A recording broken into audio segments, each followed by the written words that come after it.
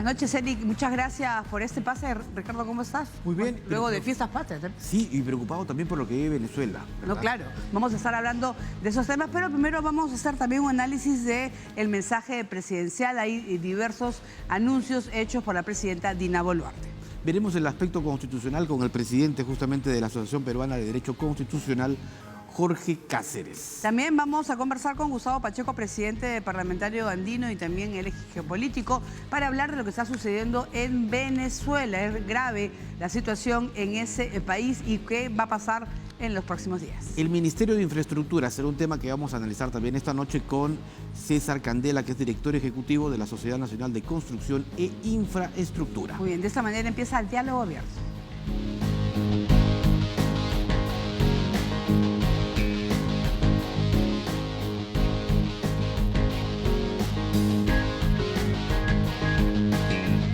A partir del fraude perpetrado como una persona que desea, por la vía de una dictadura, perpetuarse en el poder. El señor González es el presidente electo legítimo de Venezuela. Pedido al Congreso es que dé más marco legal para estas investigaciones, este cambio de genética, de repente incorporar algunos productos transgénicos dentro de la matriz productiva.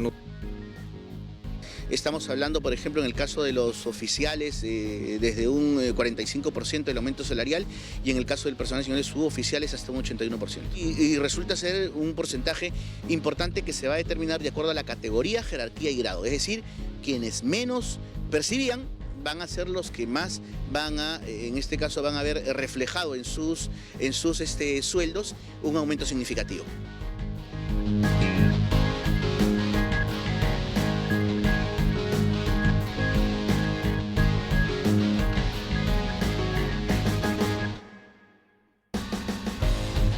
Muy bien, vamos a empezar con las entrevistas y bueno, empezamos con el tema de Venezuela. Realmente desde la noche del 28, sobre los resultados de estas elecciones presidenciales, por supuesto que la oposición yo creo que esperaba el triunfo, ¿no? Pero sin embargo ha sido Nicolás Maduro quien se adelantó y anunció el haber pues obtenido 6 años más de gobierno. Pero vamos a analizar con Gustavo Pacheco, el que ha sido elegido hace unos días presidente del Parlamento andino para el periodo 25-26. Sí. ¿Cómo está? Bienvenido. Encantado de saludarlos, muchas gracias por la oportunidad. Se ha producido la elección de 5 países que integran el Parlamento andino. Somos Perú, Chile, Colombia, Ecuador y Bolivia. Y los 5 países me han elegido por unanimidad en este mandato en el que voy a concentrarme en grandes proyectos. Así que no quedo sino a merced de ustedes, de sus preguntas, para simbolizar lo que es la reintegración andina. Yo quisiera no preguntar. Integración, sino reintegración. Yo quisiera preguntarle, bueno, el tema de cómo ve la situación en Venezuela que se Primero, está... el Parlamento andino. Parlamento andino. Pero en el Parlamento andino, don Gustavo, falta un componente, ¿no? Porque cuando se crea lo que se denomina el Pacto Andino, ¿no? En los años 70, Venezuela formaba 69. parte. 69. Venezuela fue fundador Claro. del Acuerdo de Cartagena, Pacto Andino. Venezuela fue fundador del Tratado Constitutivo del Parlamento Andino. Venezuela en la actualidad está en 3 de los órganos del Sistema Andino de Integración.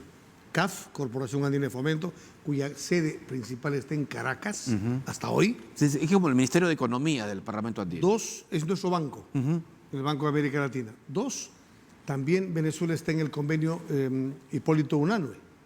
Está en el convenio Hipólito Unanue, es un convenio de salud, andino de salud. Y en esos órganos e instituciones también esperamos en algún momento más sereno que Venezuela retorne al Parlamento andino. Claro, pero es el tema de la migración, por ejemplo. Es un tema que también afecta a los países andinos. Ahora, con las elecciones, de lo que se está hablando, que es de quedarse Nicolás Maduro, aumentaría el éxodo de venezolanos en diferentes países, tanto de Sudamérica como América Latina, y es una preocupación, por supuesto. Y sobre todo la comunidad esto andina. Esto fue así en el pasado. Hay 8 millones de venezolanos en el exterior, 4 millones en Colombia, 2 millones en el Perú. Y luego los otros 2 millones están entre Brasil, Ecuador y Chile. Entonces sí hemos tenido una mirada, sí nos preocupa, pero también quiero recordar que nosotros tenemos 4 millones de peruanos en el exterior y que en su día en Venezuela, en los años 70, hubo 500.000 peruanos únicamente en Venezuela. O sea, la migración es un fenómeno bíblico. O sea, la gente emigra donde puede estar mejor. ¿Y el Parlamento andino va a sesionar, va a tomar un acuerdo respecto a la situación política en Venezuela? Ya lo tomó. Ya. Me ha tocado presidir mi primera mesa directiva. Es difícil ponernos de acuerdo porque son gobiernos, le digo, presidente Arce de Bolivia, Que ha saludado, presidente Boric de Chile, que ha puesto en contra, crítico, presidenta Boluarte de Perú, también crítica, presidente Petro de Colombia más o menos, ¿no? y el presidente Noboa de Ecuador. Ese es el crítico también. Entonces, poner de acuerdo a los países, ellos representan a los estados, a los países, los presidentes. Nosotros representamos a los pueblos. Somos un órgano deliberante, somos parlamentarios, elegidos por voto popular. Y hemos dicho primero primero hemos saludado que el pueblo venezolano se haya volcado en las urnas. Ha habido masiva participación. 2, que ha habido una jornada de paz ese día. 3, que se respeten absolutamente, con claridad, el sufragio de las urnas. Para lo cual, dentro del marco legal, dentro del marco constitucional, tienen que permitirse las auditorías, la exhibición de actas, públicamente, pero sin injerencias mayores. Los venezolanos tienen que llevar su propio proceso y nosotros con prudencia observar, primero, el respeto a la Convención de Viena, el respeto a inmunidades diplomáticas en las misiones que están allí, que no puedan ser afectadas. Y finalmente, estas complicaciones concausales que puede generar en el marco andino y en la comunidad americana, ir con prudencia. Nosotros no somos inmunes a ello. Hace 2 años y medio hemos tenido un proceso similar, con muchísimos más muertos. Igual, Bolivia hace un mes tuvo un intento de golpe de Estado. El año pasado en Ecuador hemos tenido problemas con candidatos presidenciales asesinados. Yo iba con chaleco antibalas como jefe de misión electoral. Y Colombia tiene lo suyo. Somos un pueblo andino telúrico, no solamente en la parte física, sino en la parte política. A su criterio, ¿hubo fraude o no? Yo no tengo criterio, yo soy presidente del Parlamento andino. Yo lo que tengo que hacer es representar institucionalmente lo que 5 países mencionan. Esto es el comunicado que les he mencionado y de ese marco no puedo moverme. Pero nos hemos declarado, Ricardo, en sesión permanente. Porque esto solo empieza, esto no ha acabado. Claro, pero el gobierno peruano, por ejemplo, lo que ha hecho también es, lo que está pidiendo es la publicación de las actas que va a hacer. Sí. María Corina Machado ya la ha publicado en las cuentas y en la oposición, el gobierno de Maduro no ha dicho nada al respecto. Van a ser vitales esas actas para poder demostrar quién ha ganado o no las elecciones. Yo creo que eso se va a poder definir en las próximas horas. Pero se hablan de detenciones a los miembros de la oposición. Muertos. Hay 11 muertos y las detenciones posibles de María Corina Machado y Edmundo González. Entonces, Venezuela está viviendo unas horas muy duras, muy fuertes. Sí, ha tocado otra vez. Lamentablemente, insisto, somos un pueblo andino telúrico, no solamente en lo físico, sino en lo político. Hace falta sosegar, calmar las aguas, porque está el Consejo Nacional Electoral que dijo el domingo que tenía unas cifras, o el lunes, adelantando los resultados. Inclusive Estados Unidos, Brasil han pedido la exhibición de las actas, es lo que coincide con nosotros, que las urnas sean sagradas y que podamos auditar y exhibir las actas y que se respete la voluntad electoral del pueblo. De lo contrario vamos a entrar en un camino más complicado. Claro, pero lo complicado es que Maduro, si va él a respetar o no, si ha perdido las elecciones. No es el primer caso en la historia, hemos tenido muchos Ya tienen casos. 25 años en el poder, es bien difícil. El chavismo es no solamente Maduro, significa 25 años en el Estado venezolano, ¿no? Sí, no obstante, nosotros debemos ser muy cuidadosos desde el Parlamento andino en este proceso de integración. Somos un Parlamento de integración, no somos un Parlamento de confrontación. Posiblemente nos convoquen a nosotros para cualquier mediación y no podemos adelantarnos a los acontecimientos. Sin embargo, termino con el tema de que sí es verdad que debo decir que no nos permitieron ir a la veeduría Eso quería electoral, a la supervisión electoral. Nos dijeron que ya había muchas instituciones internacionales viendo y no nos permitieron participar. Porque eso es raro, porque ustedes siempre han estado presentes en todas las elecciones en Sudamérica. Entonces es bien raro. ¿No siente ahí algo, un tufillo ese medio raro, que por qué no se les permitió a ustedes estar ahí? Nosotros somos respetuosos de la soberanía. La soberanía es el ejercicio del poder de un gobierno sobre una población y un territorio. Eso es sagrado. Entonces creemos que si la explicación que nos dieron hace 2 meses, hace un mes, de que no permitían nuestro observatorio, nuestra misión institucional sobre la democracia y los derechos humanos, entendíamos que era así. Y ya después de lo que ha pasado, pues tenemos que reflexionar más. ¿Y qué le ha parecido la posición del Perú?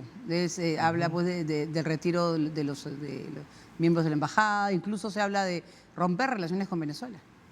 Bueno, hay que ir despacio, hay que ir con cuidado. La diplomacia es un asunto muy delicado, porque la diplomacia es la política exterior.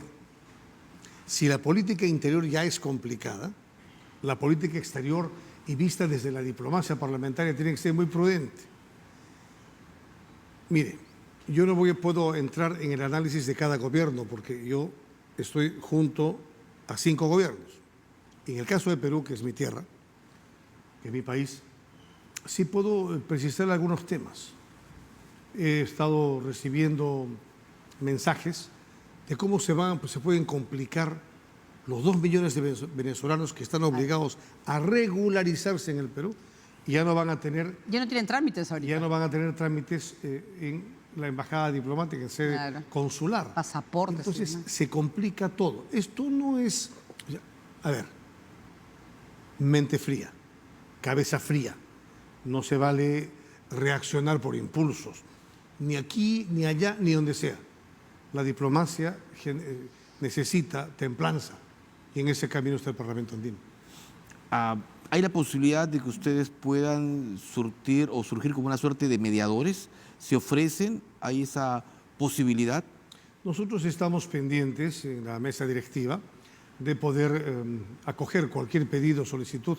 Igual que hicimos, usted me vio el año pasado, don Ricardo, viendo el tema, por ejemplo, de Ecuador, en las 2 vueltas, donde los observadores internacionales suspendieron sus misiones. Nosotros estuvimos allí. Si nos llaman en Venezuela, allí estaremos, en primera fila. Y, por ejemplo, en la comunidad andina, ¿qué es en el grupo que usted preside? ¿Cómo está la posición frente a la migración, por ejemplo, y también el tema de la delincuencia, que lamentablemente se ve en nuestros países, que ha ido en aumento en los últimos años? Precíseme la intención de la pregunta. No, ¿cuál es la posición de ustedes? Respecto... Sobre la delincuencia Sí, y el tema de la migración. La delincuencia, mire, el día 15 de enero, aquí en Lima, la Comunidad Andina de Naciones convocó a los ministros de Interior, de Seguridad y de Defensa. Y decía en el comunicado, para combatir al crimen transnacional organizado. ¿Ya? Lo cual significa que el crimen sí está organizado transnacionalmente. Y por eso surge, Paola, la razón de nuestra comunidad andina, de nuestro Parlamento andino, para unirnos frente al crimen.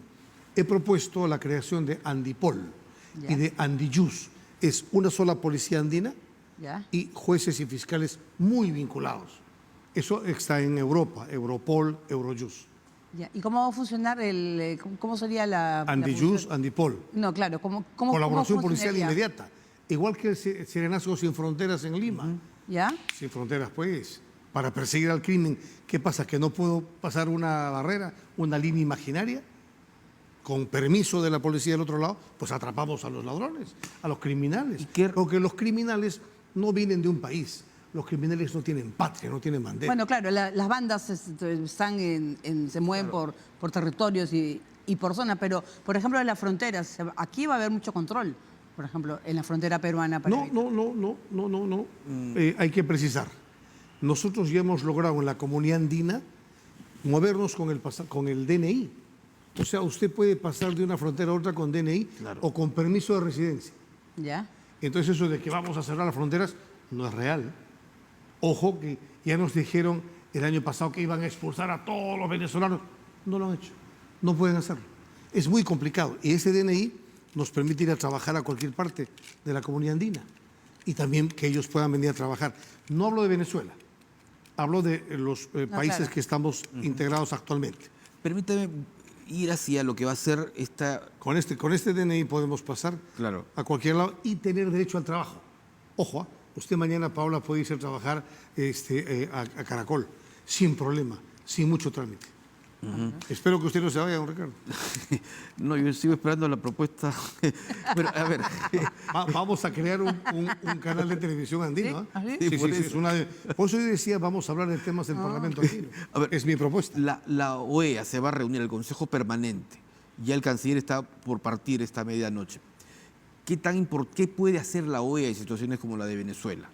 ¿O todo va a quedar solamente en Qué pronunciamiento? buena pregunta. Nos acordamos el año 2000, cuando hubo el fraude, en su momento, del presidente Fujimori y Vladimiro Montesinos. La Carta Democrática. Y salimos a las calles y luego vino la OEA y la OEA solemnizó aquello.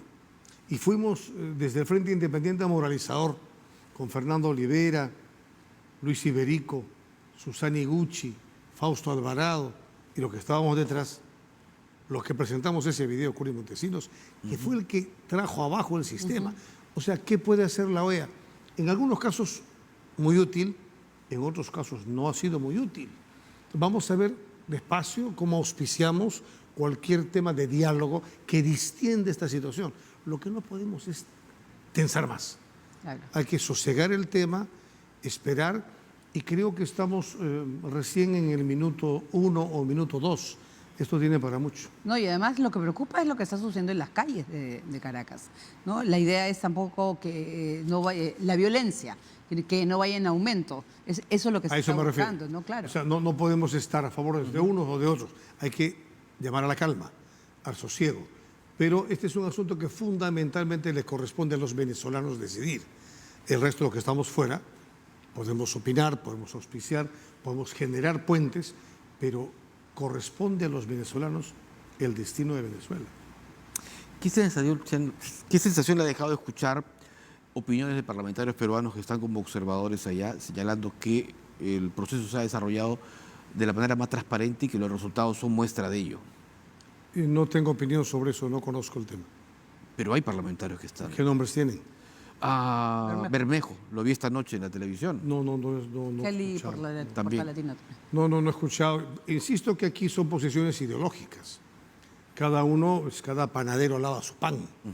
El Parlamento andino tiene que estar equidistante y generar, a la vez que acompañamiento de observatorio de la democracia, de los derechos humanos y de las elecciones, intentar tender puentes. Nosotros somos la caja de resonancia del Parlamento andino y pronto pues tendremos, mañana seguramente, nueva sesión de la mesa directiva y tendremos algunas aproximaciones. Lo veo muy cauto. Usted es siempre un político que siempre ha sido frontal. Entiendo que es por el cargo, la función que desempeña, ¿no? Donde hay que tener ciertas limitaciones y dejar un poquito el corazoncito de lado. Es mi obligación. Mi obligación es Y- hablar por los 5 países. O sea, yo no puedo hablar individualmente. Tengo que expresar lo que mis colegas deciden. En ese aspecto, al haberse declarado en sesión permanente, ¿es probable que tenga un encuentro esta semana si la situación empeora en Venezuela? Mañana estamos otra vez juntos. ¿Dónde? Sí, mi oficina está ¿Online? en Bogotá. Mi oficina está en Bogotá, Colombia, y es la sede central del Parlamento andino. Es el poder legislativo. Ya. El poder ejecutivo está en Lima, que es la CAN, la Secretaría General. Y el poder judicial está en Quito, Ya. en Ecuador, que se llama Tribunal Andino de Justicia. El dinero del banco está en la CAF, en Caracas. Ahora funciona desde Panamá y desde Buenos Aires, pero está en Caracas la sede central. Entonces, este sistema de arquitectura de la integración andina hay que verlo con mucho cuidado. Es un reloj y tiene que tener el cuidado de manejarse como un reloj, no como una chacra. Lo de mañana es que una reunión ya pactada, o sea, una reunión de emergencia. Nos ya hemos con declarado en sesión permanente. Ok. O sea, conforme van los acontecimientos, Ya. podemos tener esta misma noche cualquier reunión semipresencial a medianoche o a las 2 de la mañana, a la hora que Claro. ocurra. Y si tenemos que tomar un avión para reunirnos en Bogotá, en Santiago o en Caracas, lo vamos a hacer. Correcto. ¿La reunión para qué hora está pactada mañana? Está No, es sesión permanente, no o sea, no se ha en cualquier levantado. momento. la Claro, sesión. todo depende Se de ha los suspendido acontecimientos. Los acontecimientos y ver, por ejemplo, si la OEA... Nosotros lo que hacemos es... Va a venir el Parlamento Latinoamericano, ahora pasado mañana. El 1 y 2 van a sesionar, Sí, ¿no? viene en el Parlamento Latinoamericano, entre otras cosas, para honrar la memoria de Tausen. Andrés Tausen, Claro. entre otras cosas, porque fue Tausen Escurra, peruano, un brasilero y una argentina los que iniciaron hace 70 años la integración parlamentaria, del que nace Parlatino, Parlandino, que somos nosotros, Parlacén, Centroamérica, Parlasur del Mercosur, estamos todos unidos. Entonces podríamos juntos intentar tomar una posición de aproximación, de acercamiento. Aunque en política no se olvide, como decía Clausewitz, la política es la continuación de la guerra, por otros medios. O sea, hablar de política y de guerra es algo muy parecido, dos caras de la misma moneda. Bueno, esperaremos qué ocurre en las Veremos qué próximas pasa, horas. pues. Yo les pido, por favor, que llamen a la serenidad, a la prudencia, y hay que revisar con sosiego estas medidas que los gobiernos andinos toman respecto a romper con Venezuela. ¿Y qué pasa con los 8 millones de venezolanos que tienen que regularizar sus papeles? ¿Cómo los tenemos? O sea, hay mucha reflexión. Yo soy un creyente en el diálogo, nos hemos declarado un continente de paz, mientras que en otras partes del mundo, ojalá podamos hablar en otro momento, se están matando, hay guerras, pero directas, masivas. América Latina es un continente de paz y el Parlamento andino es la herramienta fundamental para el diálogo, el entendimiento y el respeto democrático. Perfecto. Muchísimas gracias, don Gustavo Pacheco, flamante presidente del Parlamento andino. Muchísimas gracias. Viva la patria andina. Bien, muchas gracias por estar con nosotros. Bien, vamos a hacer una pausa pero empezamos con una fotografía como los tenemos acostumbrados. Acá está, oye, está Orlando Sacha y Hernán Romero, ¿sí, no? Ajá. Posando, mira, es Claro. cuando hicieron grandes actores, en la década de los 70, sí, ajá. El Libertador. Así ¿no? es. Orlando Sacha y Hernán Romero posan para un programa especial de Panamericana Televisión dedicado a la independencia nacional. Dice acá, Orlando Sacha encarnó el papel de El Libertador, lo hizo, dice acá, a las mil maravillas. San Martín y ahora, y Bolívar será Hernán Romero. Así es, pero recordemos que Orlando Sacha confesó que una de sus grandes ambiciones era representar al Libertador de América, don José de San Martín. Era un sueño anhelado que pudo cumplir y justamente lo tenemos ahí en imágenes. Y tú sabías que se llamaba Orlando Besacha. Que es, ¿no? claro, Besacia, ¿no? Besacha, claro, entonces fue cortando Claro. para su nombre artístico. Bien, nosotros hacemos una pausa y vamos a regresar sobre pues, de lo que está hablando el Ministerio de Infraestructura, uno de los Así anuncios es. hechos por la presidenta Boluarte. Vamos a hablar con César Candela. Eso y más al retorno.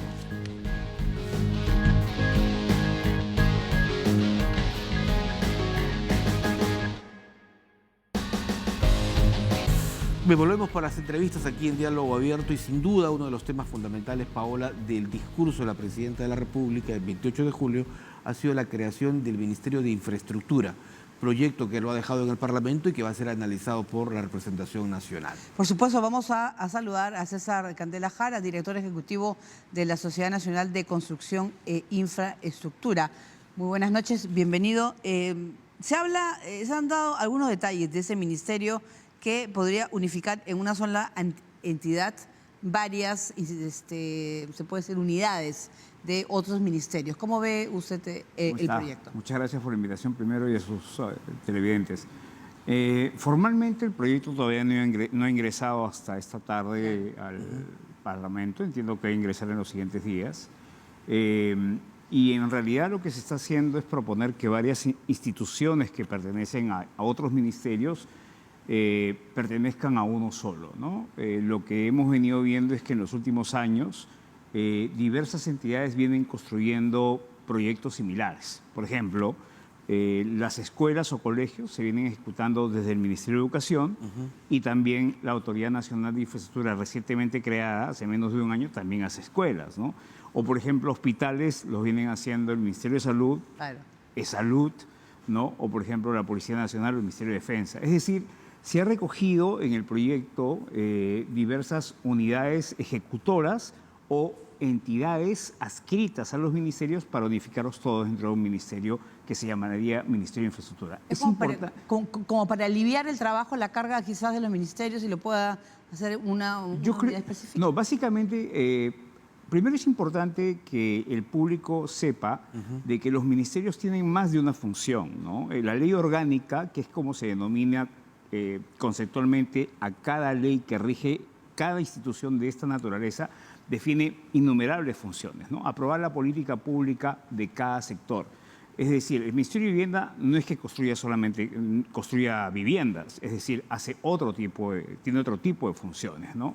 Algunos dicen, no, que desaparezca el Ministerio de Vivienda. No, un momentito. Primero hay que mirar todas las funciones que tiene el Ministerio de Vivienda. Lo que hay que quitar es determinadas funciones y estas pasarlas al Ministerio de Infraestructura, ¿no? La creación de un Ministerio de Infraestructura, ¿cuán ágil puede ser todo este procedimiento y no esperar tiempos que son muy largos, sobre todo en la administración pública? A ver, primero hay que tener claro que lo que se pretende es crear un nuevo ministerio. Sí, mucha gente le asusta la idea porque dice, otro ministerio. Un momento. Ya. ¿Y eso significaría más personal? No necesariamente, porque lo que entiendo es que significaría absorber otras instituciones, llevar el personal técnico que estas entidades tienen y ponerlas en uno solo. Más dinero, no. Jalar el presupuesto que se asigna habitualmente a estos sectores y pasarlos a uno solo para que sea esto ejecutado a través de uno solo. ¿Eso permitiría mayor control y transparencia? Mire, lo positivo. El lado positivo que nosotros vemos es que, primero, los gobiernos regionales y locales canalizarían todo a través de una sola institución, lo cual es más sencillo. Segundo, y más rápido también. Claro, por supuesto, más rápido. Segundo, canalizaría todo el control y fiscalización en una sola institución, ¿no? Ahora, pero todo es corrupción. A ver, un momento. Bajo ese esquema, entonces, no se propondría la mejora de nada en el país. Porque el hecho que, por ejemplo, el Ministerio Público o cualquier otra institución, el Poder Judicial, no esté funcionando como se espera, entonces no implicaría ninguna reforma. No, que no es el momento. A ver, un momento. Bajo ese esquema, entonces vuelvo al tema, ¿cuál sería el momento? Porque si vamos a cuestionar de que todo es negativo, porque lamentablemente lo único que vemos casi siempre es negativo, entonces no vamos a proponer nada positivo. Es importante saber que después de la Guerra del Pacífico y en determinado momento en el Perú ha existido un Ministerio de Fomento que de una u otra manera después las funciones fueron asumidas por el Ministerio de Transportes. Lo que sí creemos es que Proinversión no debe estar en este ministerio porque tiene un rol distinto. ¿Y por qué?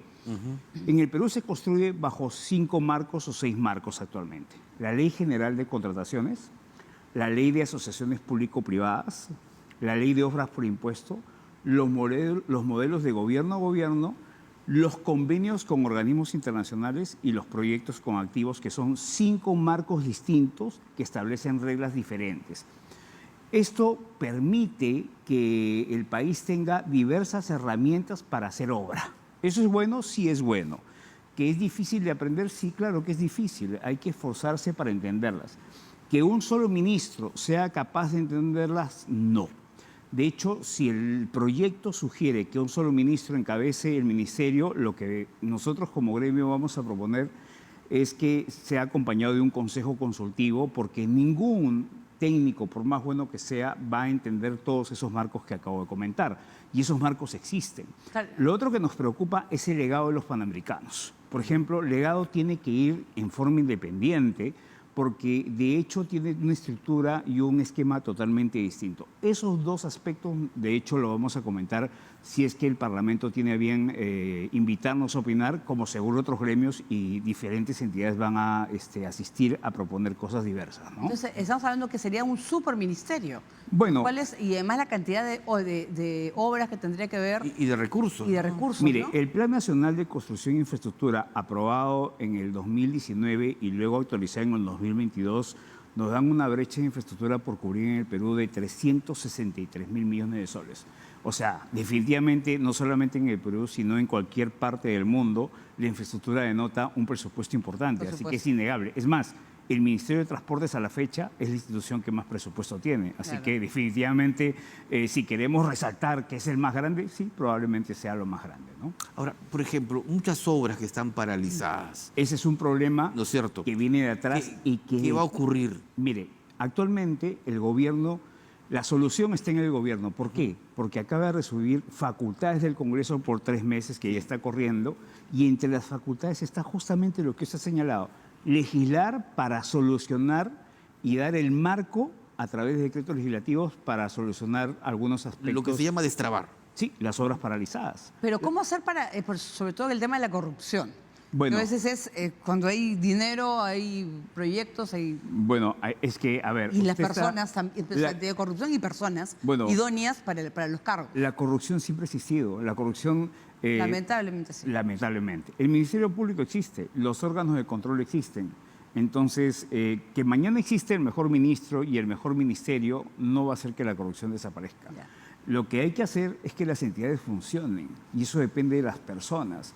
Que mañana exista un súper y excelente ministerio no depende solo de la estructura, depende de las personas y depende de la capacitación que hay que dar constantemente en el país a todos los actores que en todo caso participan en la construcción y en la infraestructura. Y ahí tenemos un problema, y permítame Sí. por favor que antes de que usted continúe, al momento de aprobar la Ley General de Contrataciones en la exposición de motivos y en el dictamen, que yo me he dado el trabajo de revisar, la Comisión de Descentralización y Economía hizo un estudio de que de casi 20.000 funcionarios, solamente un promedio de casi 500 tenían la máxima certificación del OCE en capacitación de la ley. Ahí tiene usted una muestra de que el Estado y los mismos funcionarios y servidores no se están preocupando por capacitarse. ¿Ese es un problema de la entidad o es un problema de personas? Claro, ahí va a tener que haber un filtro también.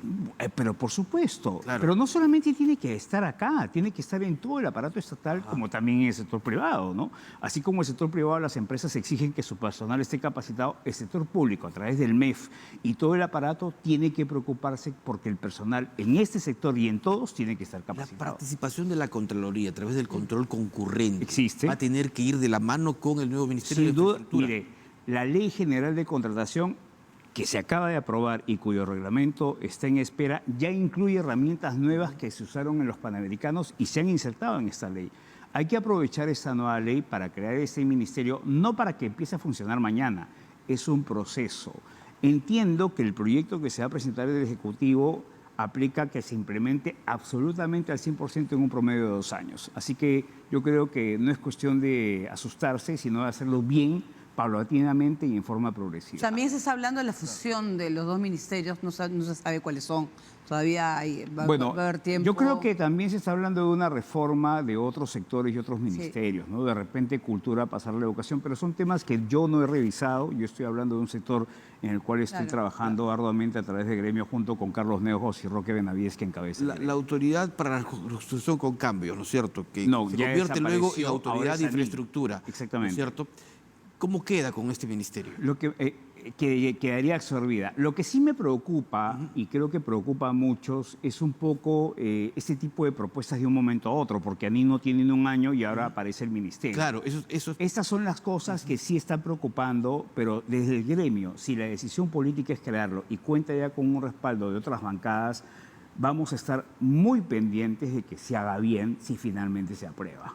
Nuestra voz va a estar muy constante y muy vigilante para que esto sea como debe ser. Y en el tema de Perú Compras también. Bueno, Perú Compras no está acá, pero por ejemplo, ahí qué bueno que usted me menciona, la nueva Ley General de Contrataciones le da a Perú Compras la posibilidad de que las entidades puedan encargarle hacer licitaciones de obras. Y bueno, puede estar bien, Perú Compras puede tener buenos técnicos, pero ¿no le parece a usted que darle estas funciones a Perú Compras no le grafica que hay un problema de que los 2.000 municipios no cuentan con el personal suficiente e idóneo?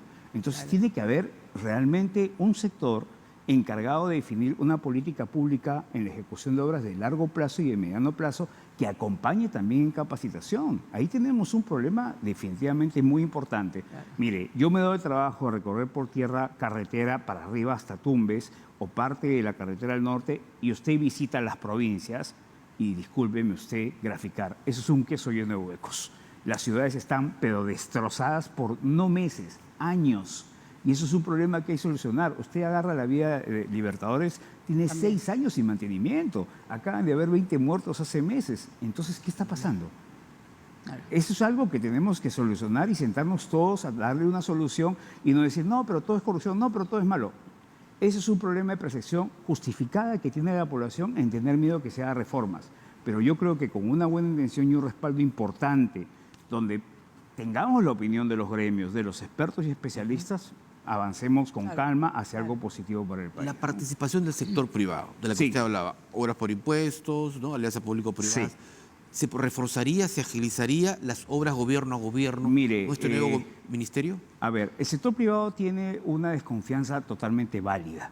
Y válida porque cuida mucho lo que le ha costado salir adelante. Ser formal en el Perú tiene un costo muy grande.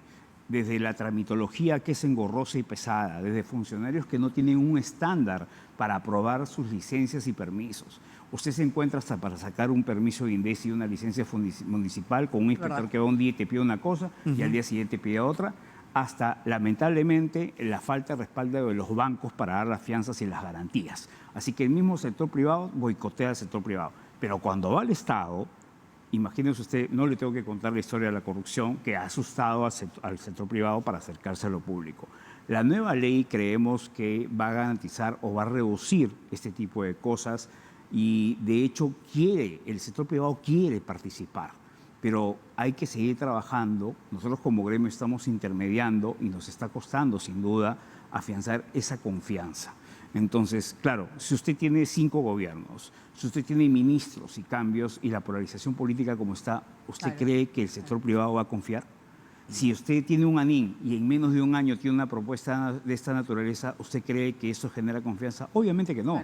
Pero nosotros, si esa es la decisión política, vamos a estar ahí velando para que eso se haga como corresponde, para que se haga bien. No porque nosotros seamos los dueños de la verdad, porque hay otros gremios que también están para trabajar. Pero si estamos en esta posición ahorita, ese va a ser nuestro rol para ayudar a generar confianza. Y además es para hacerlo a nivel técnico y a nivel para que funcione. Hay 72 proyectos a nivel de megahoras en el Perú y hay que hacerse. Exactamente. ¿Cierto? Eran 52, ahora son 72 proyectos, pero mire usted, la brecha sigue siendo igual. No se ha reducido en 3 años y hay que continuar avanzando para seguir reduciendo porque las necesidades siguen creciendo. Entonces, al día que hablamos de megaobras, permite abrir un poquito la cancha. Por favor. ¿Cómo ve la Sociedad Nacional de Construcción e Infraestructura el tema de la línea 2?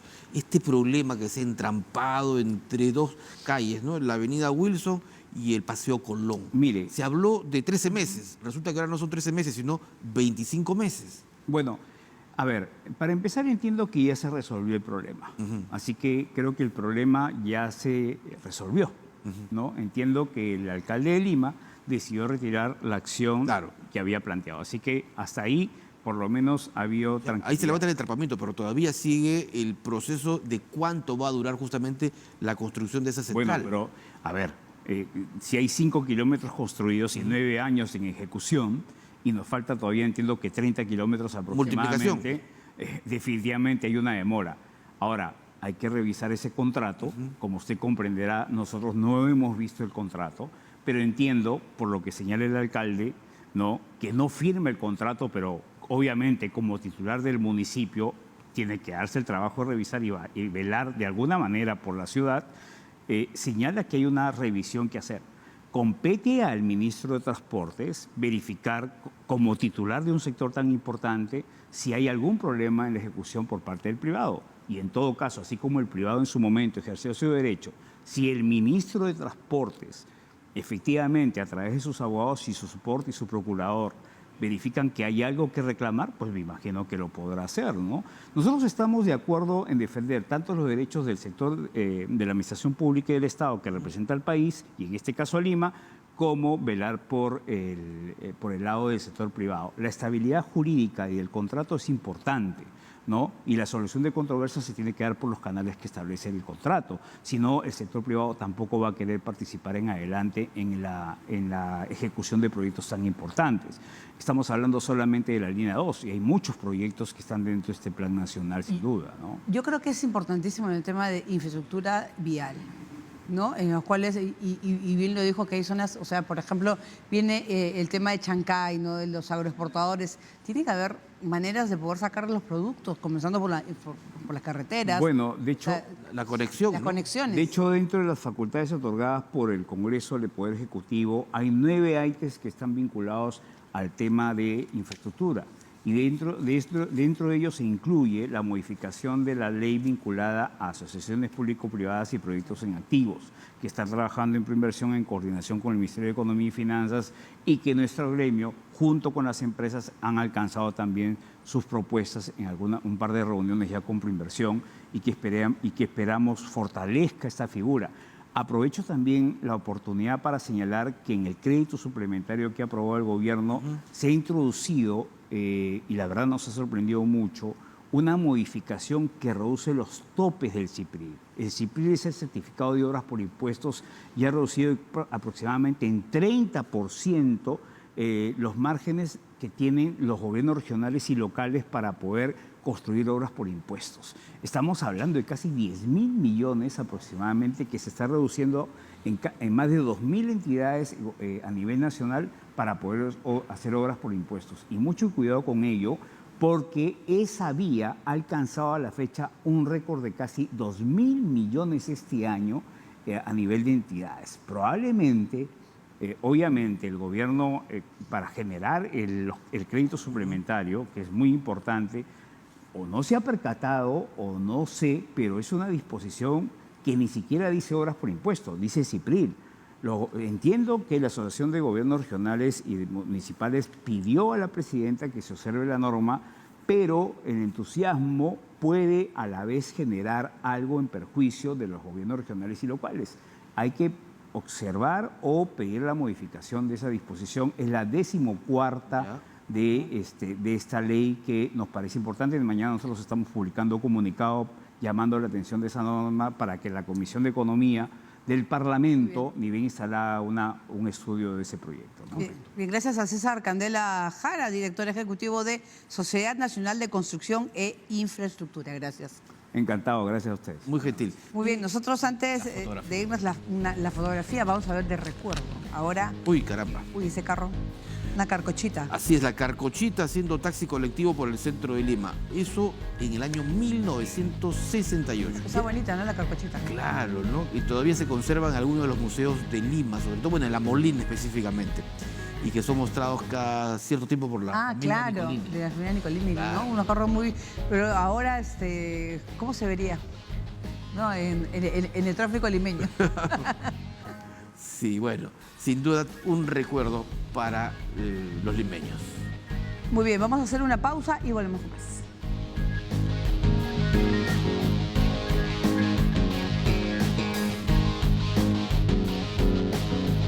Muy bien, también tenemos otra fotografía del Así es, recuerdo. A ver, para vamos. cerrar la noche. A ver, esta es la plaza, una antigua vista de la Plaza Santa Ana. Hoy sería la Plaza Italia en Barrios Altos.